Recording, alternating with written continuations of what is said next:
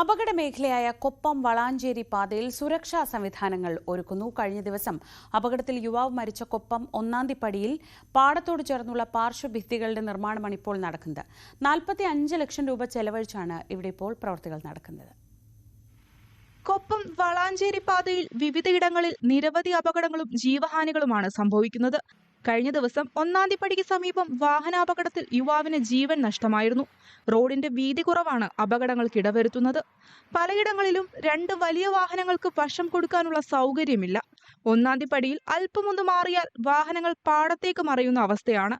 നിരവധി വാഹനങ്ങൾ ഇവിടെ അപകടത്തിൽപ്പെട്ടിട്ടുമുണ്ട്. ഈ സാഹചര്യത്തിലാണ് നിരന്തര ആവശ്യത്തെ തുടർന്ന് ഇവിടെ സുരക്ഷാ സംവിധാനങ്ങൾ ഒരുക്കുന്നത്.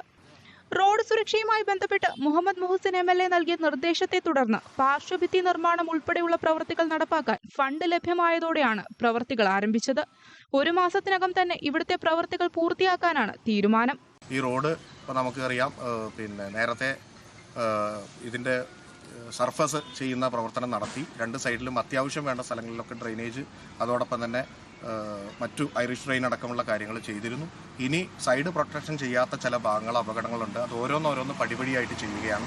ഇതോടൊപ്പം പാതയിൽ അപകടം പതിവായ പ്രദേശമാണ് പുലാശ്ശേരി വളവ്. നിരവധി അപകടങ്ങളിൽ നിരവധി ജീവനുകളാണ് ഇവിടെ പൊലിഞ്ഞത്. ഇവിടെയും സുരക്ഷാ സംവിധാനങ്ങൾ ഒരുക്കാൻ ആവശ്യമായ നടപടികൾ സ്വീകരിച്ചു വരികയാണ്. ന്യൂസ് 18 പാലക്കാട്.